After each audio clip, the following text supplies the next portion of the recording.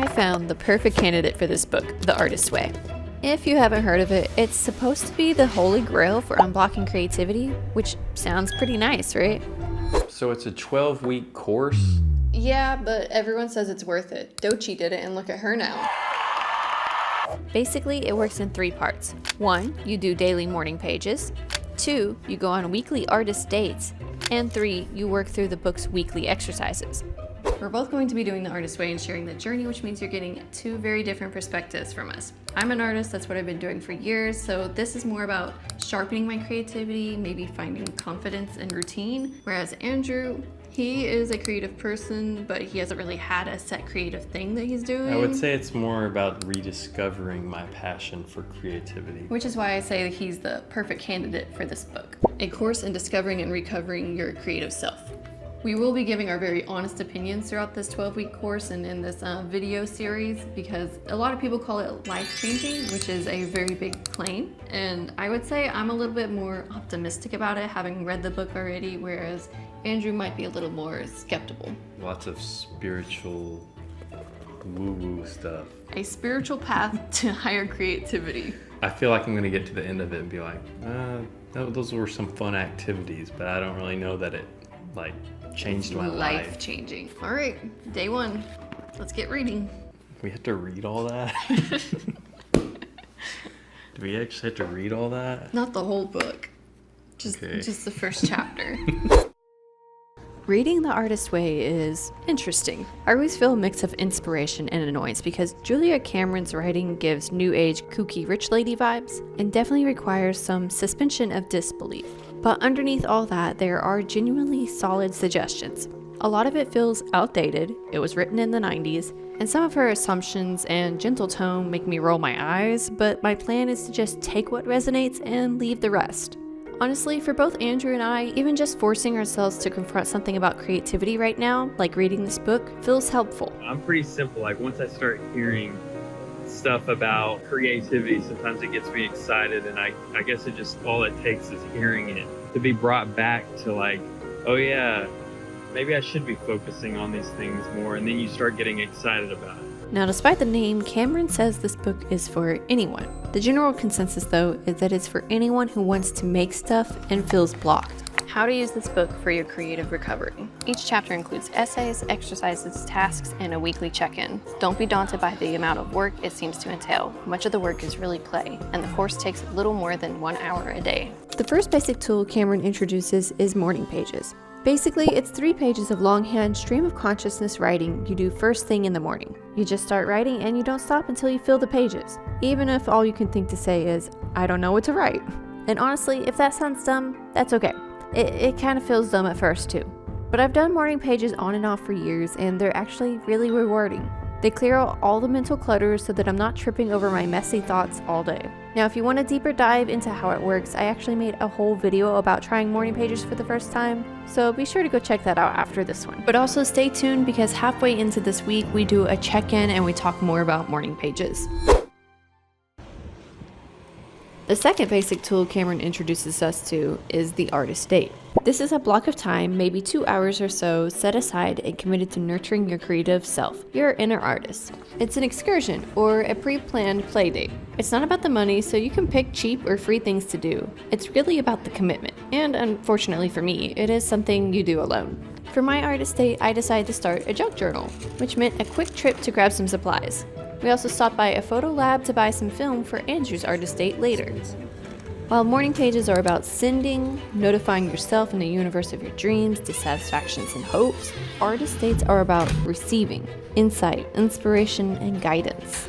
Cameron explains that in order to create, we draw from an inner well, which means we need to fill that well every once in a while. We do that by feeding it images. She says, think magic, think delight, think fun, and I'd add whimsy in there too. She says it's not what you should do, but what intrigues you. Explore what interests you. Think mystery, not mastery. But also, filling the well isn't just novelty. Any regular repetitive action primes the well. A lot of people talk about getting their best ideas in the shower, and this is why. Regular repetitive activities tip us from logic brain to artist brain. Okay, now let's get back to this artist date. As I scrolled for some junk journal inspiration, one thing became clear to me. Honestly, that's part of the fun. But I did end up taking a Skillshare class on junk journaling after this first attempt, just so next time goes smoother. So shout out to Skillshare because they are kindly sponsoring today's video. I ended up watching a class called Creative Art and Junk Journaling, explore 10 layout ideas plus exercises, and develop a daily habit. The instructor read my mind. As exciting as all of this may sound, I know that starting a journal can sometimes become a little bit overwhelming. On my second attempt at junk journaling, I implemented some of the things I learned from Rudy's class, like gluing some nicer paper down over my page first. Don't come for me, I know that's obvious, but I'm a beginner. Next, I used her third layout idea, the window cut and collage, from the class to make this cute spread about the artist's way. So fitting. Now prepare yourself because you will be shocked when we cut back to my first attempt. Anyway, if you're new to Skillshare, they are an online community with thousands of creative classes taught by world-class fellow creatives, professional illustrators, renowned graphic designers, and successful entrepreneurs. The platform is designed to help you build creativity into your life by learning directly from real successful creatives. They've got everything from drawing and junk journaling to productivity and business strategy. Some great classes you might be interested in are Making a Living as an Artist, Strategies for Crafting Your Creative Business, and Plan Your Creative Business, Your Path to Creating Income as an Artist, which actually is taught by an artist I have been following for years and love. So if you're also on the hunt for some tips on a new hobby like junk journaling, or could use some advice about the business side of creativity, Skillshare is a great place to start. The first 500 people to use my link in the description or scan the QR code will receive a 1-month free trial of Skillshare, plus 20% off their first payment. So go get started today. Alright, so this first attempt at junk journaling for my artist date, I just went for it, and despite not having scissors or a lot of cute stationery and tape, I really enjoyed it, and I think I learned something from just throwing stuff on the pages. It wasn't the prettiest, but it was a confidence boost because I didn't think I would like it at all. I often feel like there is always a right way to do something, and that tends to be a roadblock for my creativity. This artist date really forced me to enjoy the process rather than worry if the end result would be the best and right way to decorate the page. I'm definitely going to keep this experience in mind and apply it to all of my art, work, and just life in general. I thought what I would do for my artist date is get back to my roots. When I first got creatively inspired to become a filmmaker, I just had a camera and I would just pick it up, and everywhere I went, I would just capture stuff. There was no end goal. It was kind of just like, I don't know, I just really fell in love with like capturing moments and stuff. I think a way to get back to that is through film photography. So I'm at this park here in Valencia, and I'm just gonna kind of walk around until something catches my eye. Aw, dang, there was a person up there that just walked away. It could have been a good subject. That was a weird horn. It looks kind of bad through the viewfinder, honestly. Okay, I have no clue what that's gonna look like. This is kind of a cool little area with all these flowers. Kind of find something that would be interesting.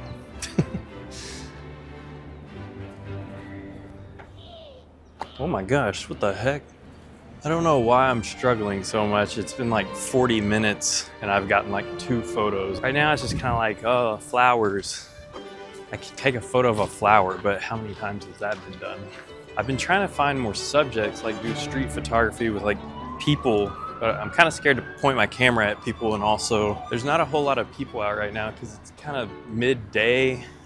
It's hot, the light is just directly overhead. I keep seeing these cool moments. I'm like, oh, if I would have gotten that when it lined up, but it's a challenge. I think I might have gotten something that I liked. I was about to stop and a woman like rode towards me on a bike, and it was like a cool beach cruiser type bike. I thought it was pretty picturesque.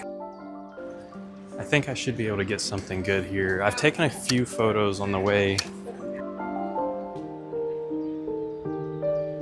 One of the things that I've kind of grown bored with photography is just the digitalness of it. It's very easy to just take 1,000 photos and not be very intentional with it because you have no limits. Whereas with film photography, you're kind of more precious with the way that you take the photos.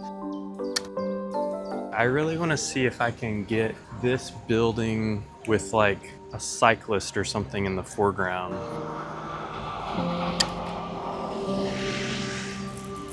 With film photography, you have to set it up, make sure it's right, and you only have like 30 or so photos that you can take on a roll of film, and it costs money. So you're a bit more precious about the way and what you capture. This is the Central Market. It's pretty interesting. I like it up here. I got a lot of photos. I almost shot through a whole roll of film just walking around, but this was really cool and eye-opening. Okay, I got some empanadas and I'm headed back. Guess the artist date's over, but we'll see how all this turns out. Unfortunately, as you probably noticed, a lot of the photos that I took were blurry, but here's some photos I took on another day that I really liked. As Cameron said, artist dates are about filling your well with images, and going out, exploring, and taking these photos did exactly that.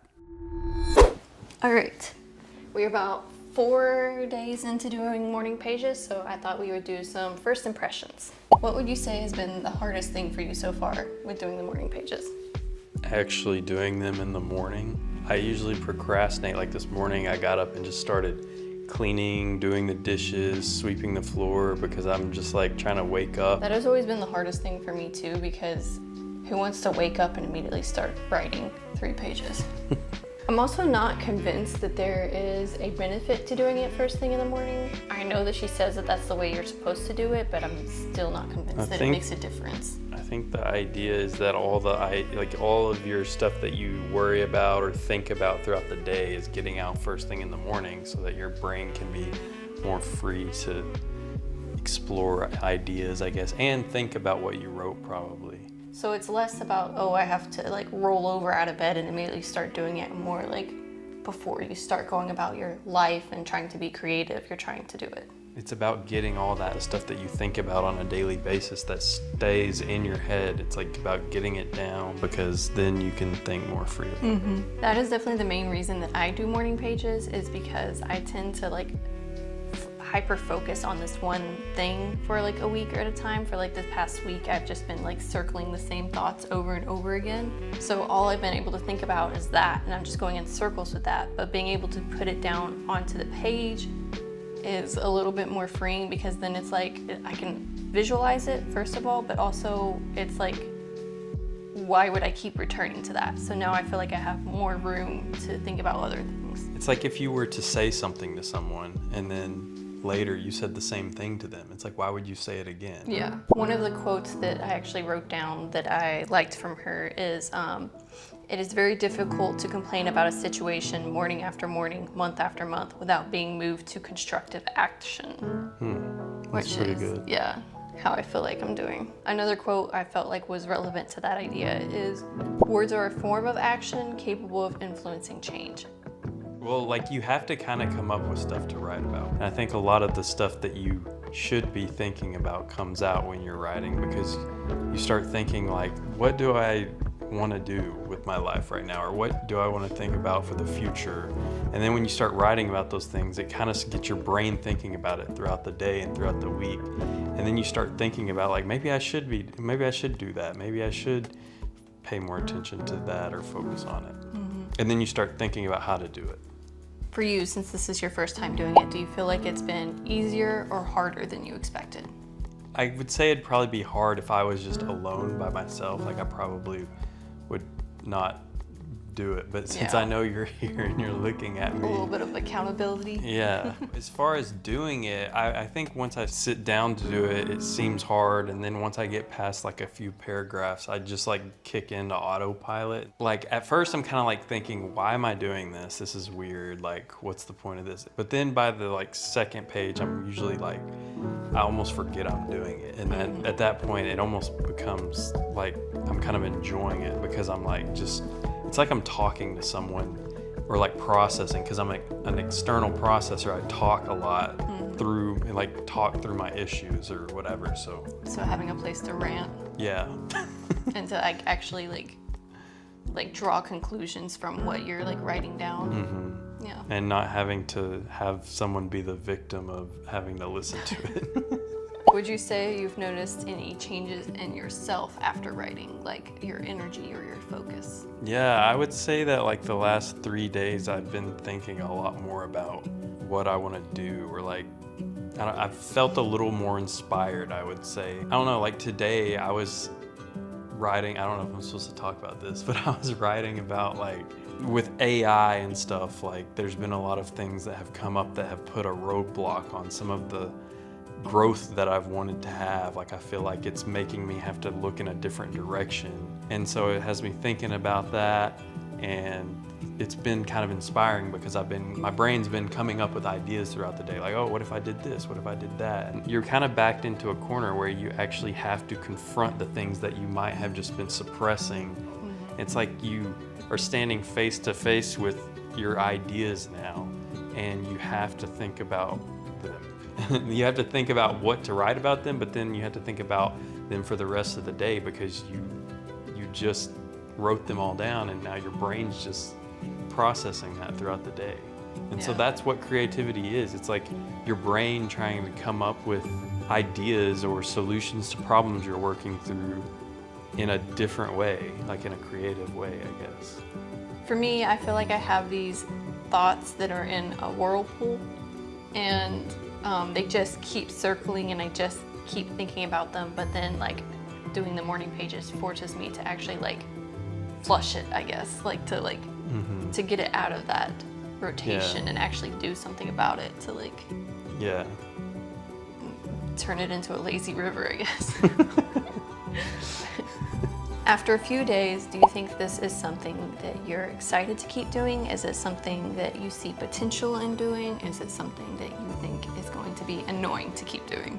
I definitely think it's going to be annoying to keep doing, but I also think that I should keep doing it because, I don't know, I've just gotten into this place in the last few years of my life where everything just kind of goes with the flow. I've just like been working and like just going about life, and it's like maybe that's not the greatest thing, to just be comfortable and not like have to face your dreams or like your passion. I think that morning pages is kind of like, again, it just forces you to confront things that you should be thinking about. You should be thinking about like, what are my priorities in life? What are my goals? What do I want to do creatively? Like, what inspires me? How do I get back to a place of like happiness and fulfillment? It's very easy to not have to think about it, to just push that aside and just be like, go with the flow of life. And like, yeah, you're checking all the boxes, but like, are you really fulfilled and like happy with what you're working on or doing? It is the last day of our first week, and we are finally sitting down to do our writing exercises.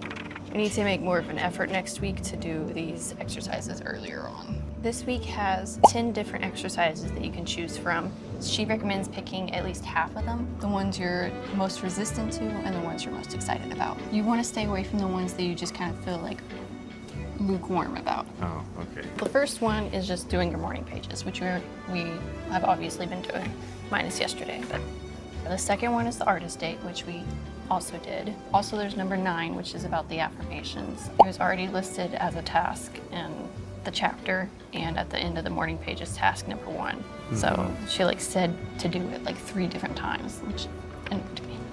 Number 8, imaginary lives. This is the one I'm going to do.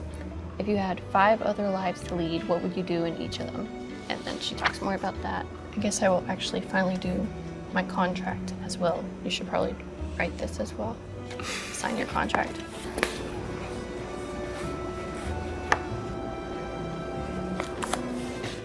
So, week 1 is mostly about identifying core negative beliefs, or your inner monsters, things that block creativity. I personally really related to Cameron's idea of shadow artists because I used to be one. I was always choosing to do stuff close to art, but not the art itself. And that's exactly what this book, and especially this week, can help with. As for the exercises, they weren't necessarily hard, but they did make me acknowledge or even uncover a few things I had been, I guess you could say, brushing off, but in a good way, like therapy does. Some of the exercises can be quite emotional though, so depending on who you are, I don't know, maybe have a few tissues nearby.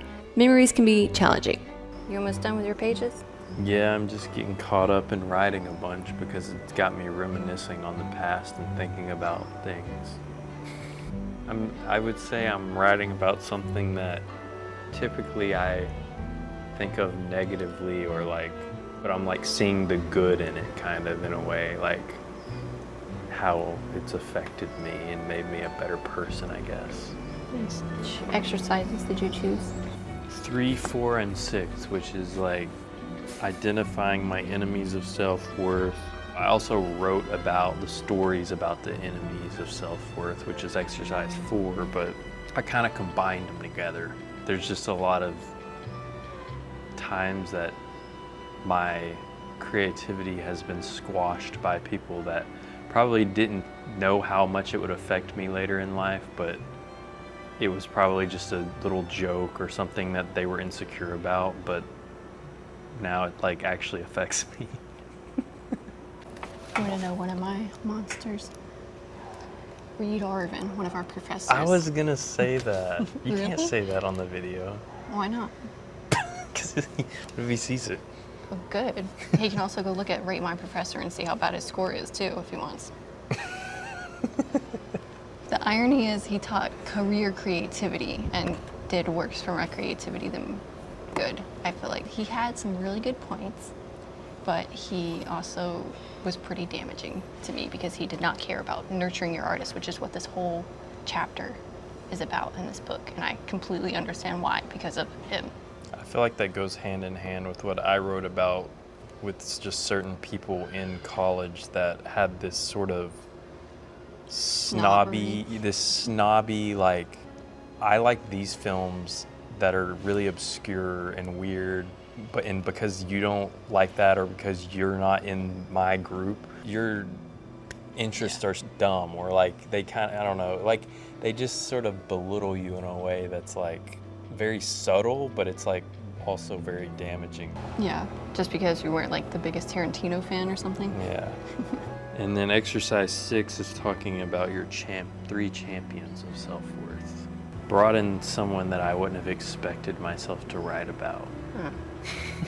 Despite the exercises being revealing, one thing we have to remember about this book is that it isn't a sudden cure to creative issues. Especially week 1, it gives the tools, the groundwork, but it isn't going to be a sudden fix. Living a creative life takes intention. It's something we're always going to have to do.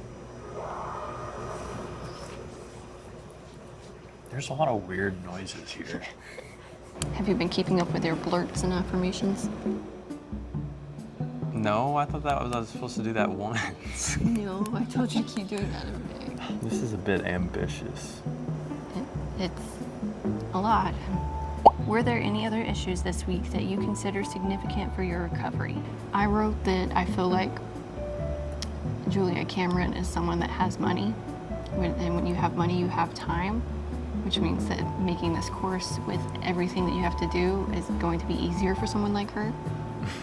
Yeah, that's something even with being in Spain and like me, I'm on a different time zone and I'm working later in the evening. Even with all that time during the day, I've kind of found it difficult to do all of this.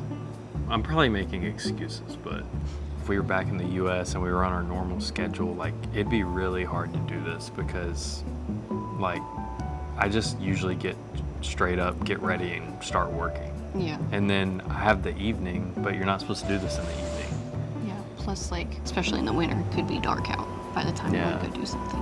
I'm not saying it's not worthy of dedicating time to, but it would just still be a challenge to even do it. Overall, week 1 felt inspiring and exciting, like starting your New Year's resolutions on January 1st. The reading, morning pages, artist date, all of it made us feel like we were finally showing up for our creative side. If you're thinking about starting this book, just know that while the commitment will feel like a lot, going from 0 to 100, you don't have to do it perfectly. We didn't. Just doing the basics, just showing up, might be the spark you need. Now, week 2, that was a very different story for me. But I'll explain all of that in the next video.